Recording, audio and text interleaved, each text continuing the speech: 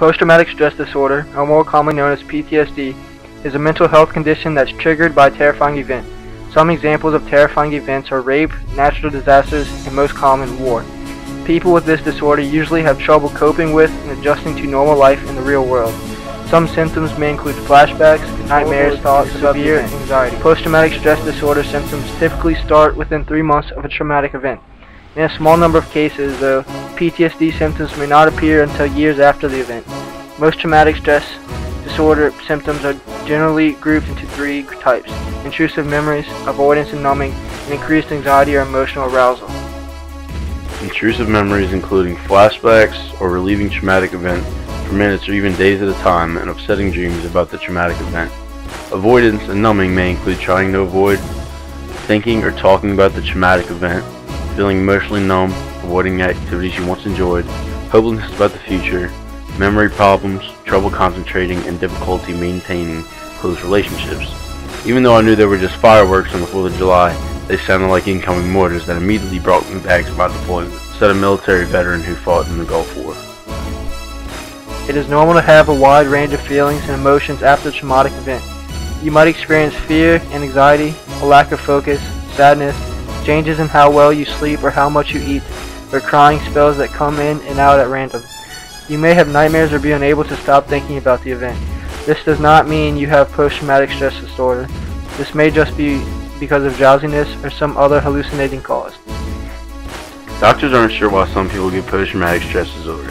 As with most mental health problems, PTSD is probably caused by a complex mix of your inherited mental health risks, such as increased risk of anxiety and depression, your life experiences, including the amount and severity of trauma you have gone through since early childhood, the inherited aspects of your personality, mostly called your temperament, or the way your brain regulates the chemicals and hormones in your body, releases in response to stressful situations, as well as stress overall.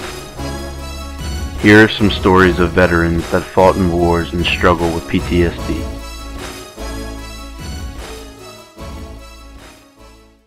I wanted to be in the military since I was a kid. I served in the United States Air Force. I served a total of 16 years. I was deployed 13 times. On my second deployment, 4 bombs hit my vehicle. And at 19 years old, that's the first time I ever saw somebody die. Coming back, I was raging. I started having pretty horrible nightmares. I would wake up in the middle of the night, sweats. I started drinking a lot. I felt worthless. I guess I never recognized it in myself. Eventually, one day I just walked into the VA hospital and said I'd like to see somebody. Don't suffer alone. You gotta find that link with somebody that'll make you let it go. It all starts with going to the VA. There's a whole community of veterans that just want to help you out.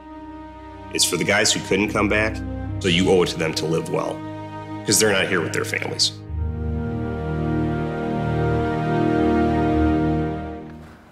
So how was your last deployment, Chris? It was alright. It was like 8 months? Yeah, I mean, I still have like night sweats and stuff, and I still freak out right now.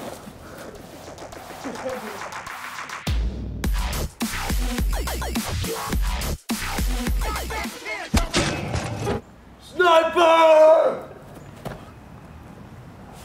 Sniper in the window! Oh, what the hell? Snap out of it, Chris! Snap out of it! You're having a dream, Chris! Snap out of it!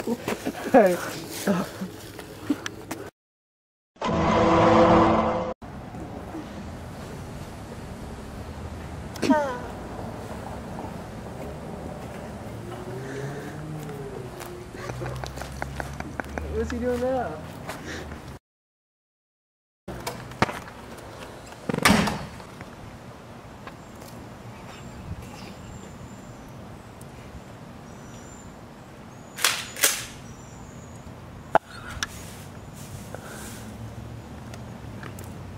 Oh God, I need a lantern!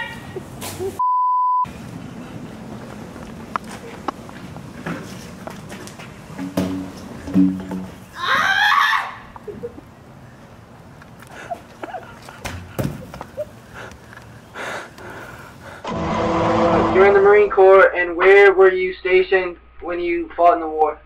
And what war was it? It was a peacekeeping operation in Beirut, Lebanon. We were called in to keep the peace between the Christians and the Muslims. But it was Shiites against Sunnis, Druze against everybody. That's another Muslim religion, or actually five. And they all consider them heretics. And then you had two main Christian factions fighting each other. They've been doing this since the Crusades. One Christian faction was based on Greek Orthodox, and one was on the old Eastern Roman Empire Christianity, you know, when they split. And one was the one was more Catholic faith and one was more Orthodox. Alright, so we're doing our project on PTSD, and we're wondering, do you ever have nightmares about what happened over in the war? No. Most of my nightmares come from doing the rescue operation after they blew the barrack. So and I went in to help dig out the body. So that's when you get the nightmares about that? Yeah, I get nightmares and kind of like, you ever seen cartoons where somebody gets flat? Yeah. You know, like a big face falls on a cartoon character and they're flat and walk around. Yes. I have nightmares like that. Where people get flat, people come at you. When they pulled up the slab one time, I went up, when we were doing the rescue, I crawled up in between a giant slab where the floor above had fallen on one room full of Marines and Army personnel. And there was nothing left but their skin, just like a cartoon. Totally flat. Besides like the nightmares and stuff, do you wake up with sweats? Do you are there certain like things that bring back memories about the war and about the rescue missions you went on? Oh, just different things that bring it on. I'll get real frustrated and have anxiety attacks.